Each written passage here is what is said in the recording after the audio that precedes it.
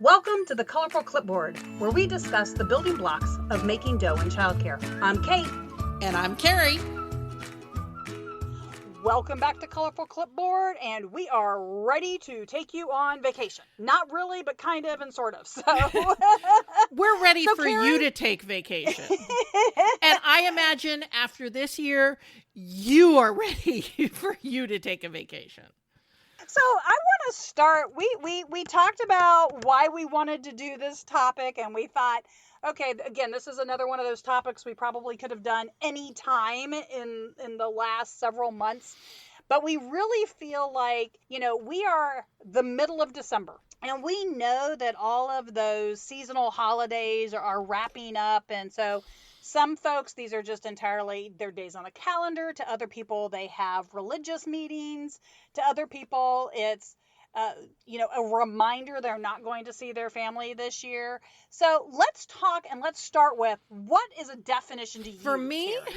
A vacation is days when I don't look at my computer or my phone for work-related things for more than 10 minutes. And usually I am in a different place than my house. Okay. So that's what it is for me, because I do have a hard time not checking in for at least 10 minutes a day, but I can keep it down to 10. Okay, so I think that's great, because that allows you're going into vacation knowing what you define as a vacation. So how do you define it?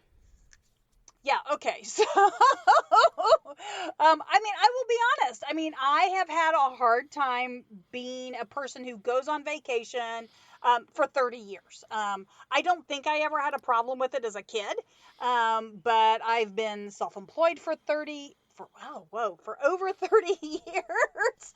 And as a result, because I was often a one-woman show, or I was over other staff, I always felt the buck stopped with me. So I always had this, it's not that I didn't feel like I could delegate responsibility, but I always felt like I had to be able to be available. So to me, the only true vacations have been ones where I've literally been out of the country.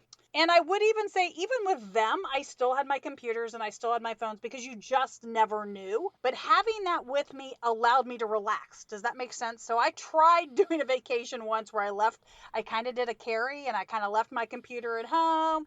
And I had my phone, but I wasn't even in a place where I could really get phone calls. And that was probably the most stressful 4-day experience for me. Yeah, I think, again, being a leader, it's hard to completely check out. But for me, scheduling it as either I'm going to check it in the morning or I'm going to check it, I have a time that I'm going to check it, and that I have set up a system so that if something catches on fire, there is a system and I'll be notified that the fire trucks have left.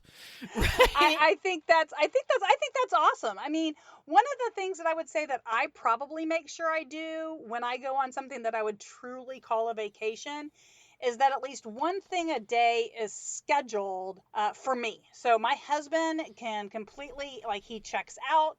He is truly in vacation mode, whether it's 1 day, 12 days, and he doesn't care what he does. He will decide every day to do something, but he won't necessarily have it planned. And so I'm a planner.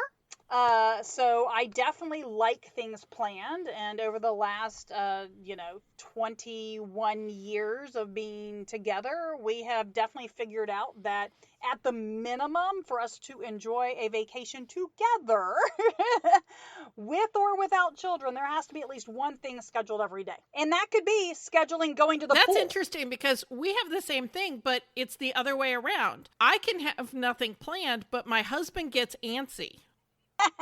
Which is weird, because at home, it's definitely, I need a plan for every day or else I lose my mind. But he's like, the day will just come as it comes. So when we're on vacation, we switch roles. That's funny. So, we used to, and depending on who we're traveling with or entertaining. So sometimes we just have people to us, and so we take it as a vacation time, even though we have company. So depending on those people's personalities, I think that affects things too, right? So depending on who's coming to visit will depend on what level of structure, how much stuff is on the schedule, and what kind of stuff. I mean, I have one friend who I love going to her house, and I try to stress that I don't want her to do anything different. I want to go do the stuff she does every day. I want to go to her with her to yoga and to Pilates and to make this absolutely gorgeous looking food and play in her pool. And so to me, what I think should be my schedule for the day is what her normal day looks like. And so sometimes we have to kind of work that out because she's perfectly content taking off the day. And I'm like, but I wanted to go to yoga and Pilates and play in the pool and go by your Starbucks because of social media, right? I'm very aware of how she spends her day, and it's so different than how I spend my day. So to me, that is kind of a So, vacation. the reason we're talking about this is because you need to know what your definition is, and you need to be unplugged for most of the day if you're calling it a vacation for it to do what it's supposed to do for you. What is it supposed to do? What do you mean supposed to do? It's a vacation. It's something people tell It has me a I purpose. have to do. It has a purpose. So the purpose behind vacations is to recharge your emotional batteries and to give your brain space to come up with creative ideas. You can't, unless you're somebody who is a career creative, it's really hard to force creativity out of your brain. When your brain is usually creative is when it's just free to wander, and it's kind of wandering around in the woods and it picks up something shiny, and then you're like, hey, what if we did this thing when you go back to work, because your brain picked up the shiny thing as you were on vacation. Yeah, but see, like my mind would immediately, like, I would then be spending like the next several days trying to flush out the shiny thing. Well, and I do that on vacation, and I'm okay with that. But again, I always take a notebook with me, because when my brain picks up the shiny thing, I need to write down what the shiny thing is.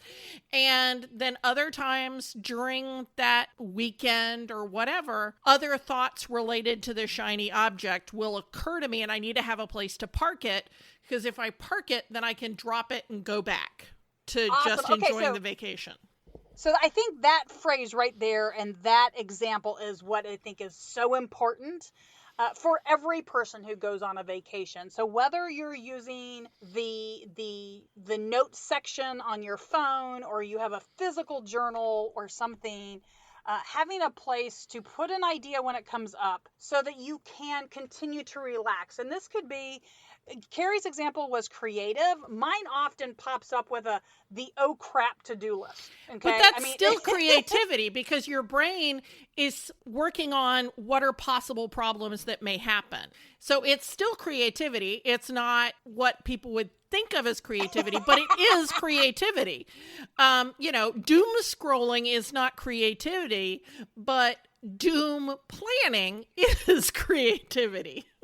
Yeah, and so in my case, it's not even so much from a doom and gloom kind of standpoint. It's oh, crud, I was supposed to do that. And so part of the reason that I park it, and I do use my notes like this on my phone a lot, is because if I am trying to be present with the people I'm with, the worst thing for me is to sit there and spend the whole hour and a half trying to remember the thing that popped into my head that I needed to make sure I did. Does that make sense? Yeah. Like, and it is important as a leader that you at least twice a year check out. And really, once a quarter is recommended by all of the super productive leaders. If you listen to a Tony Robbins or an Oprah Winfrey or any of those people who are at the top of their game in leadership, they suggest at least once a quarter that you have time when you are, quote,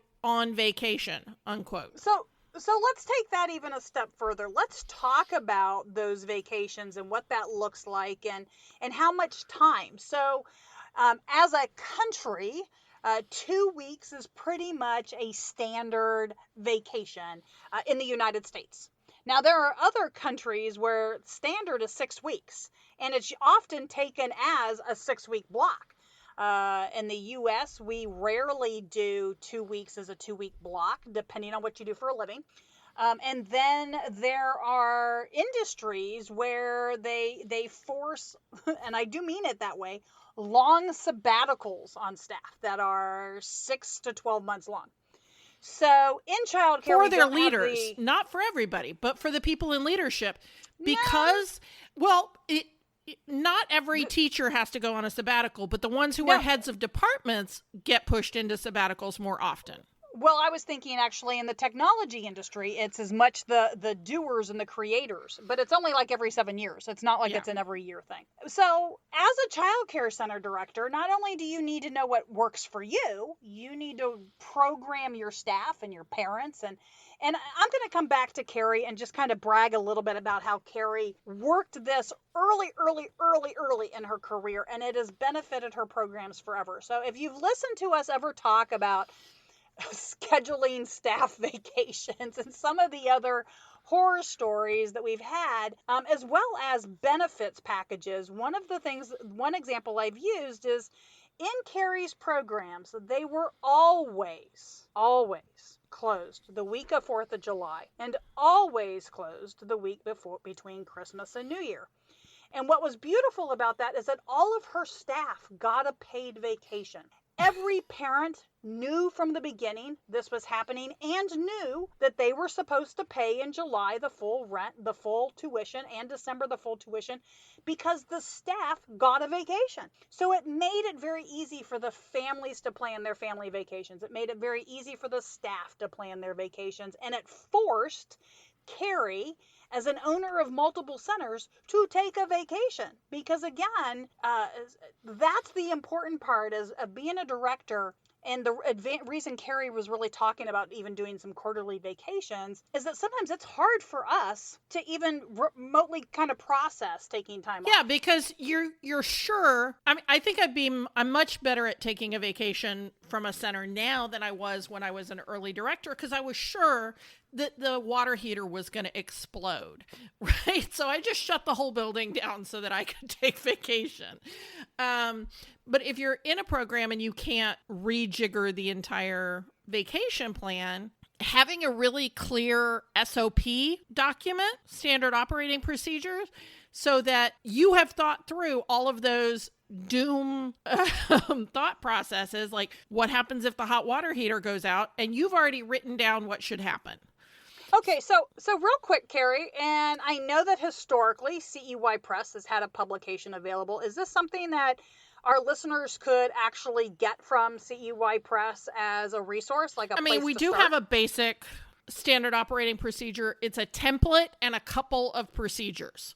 It's not a rigorous document. It was actually designed for, it was redesigned for during COVID times. And it has things in there like, here's a letter to, if you need to get a discount on your rent, here's the letter you send out to your landlord. And okay, so Carrie, if somebody wanted to get that template, how would they get that from you? What email should they reach out to? hello@colorfulclipboard, or they can go to the store at texasdirector.org/store. Awesome. Okay, so I just wanted to plug those because I know that those are resources we often talk about. And again, from a new director standpoint, you may not have a clue where to start. So let's think through when we start talking quarterly. And one of the things that makes life really easy is when you take your vacation when people expect it. Okay. So again, for those of you who are planners, so let's talk those through. So if we're looking at quarterly examples, we've got spring break, which in Texas is often the middle of March, right? So the end of the first quarter. If we looked at July 4th, right? So there's the end of the second quarter, roughly, right? Yep. Labor Day. Okay. So again, maybe not all of these are long vacations. Maybe they can be 3 days. Maybe they're going away and going camping. Yeah. And then finally that last one would be that week between Christmas and New Year, because why? Everybody's pretty much gone anyway. Now, granted, some of you might have industries that you serve that are just as busy or busier during those weeks. And I get that. So that may not be the perfect time for you. But right. Again, it's also a time to nurture your staff, because your staff will rise to what you expect of them, just like children, okay?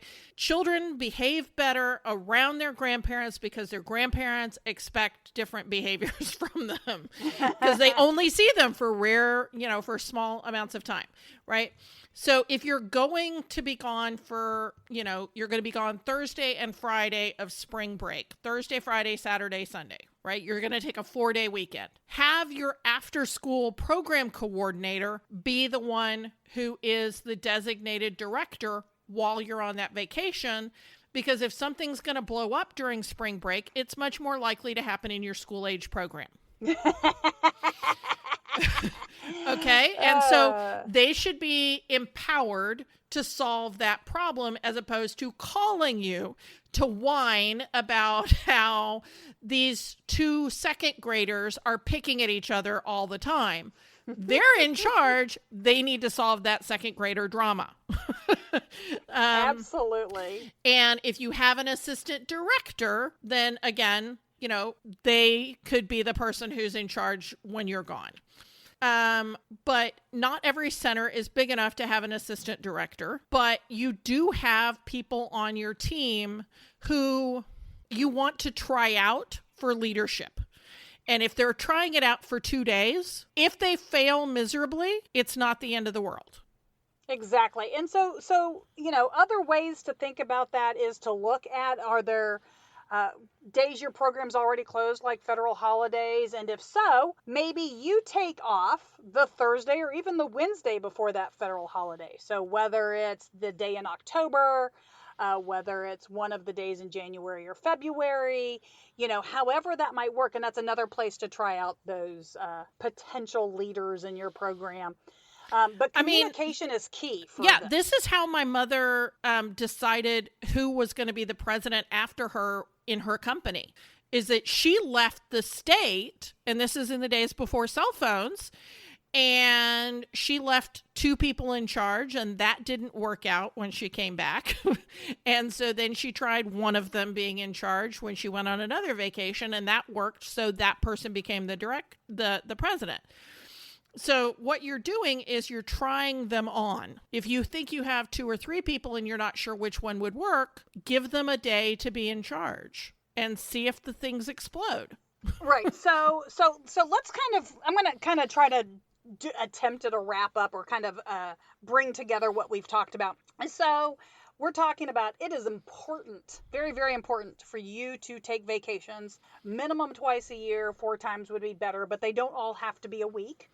That you need to, as a director, owner, put together some sort of standard operating procedure guide, so that when the hot water tank explodes, people know who to call, what to do, all of those things. So they don't have to call you, so that you don't have to manage the day-to-day operations while you're gone.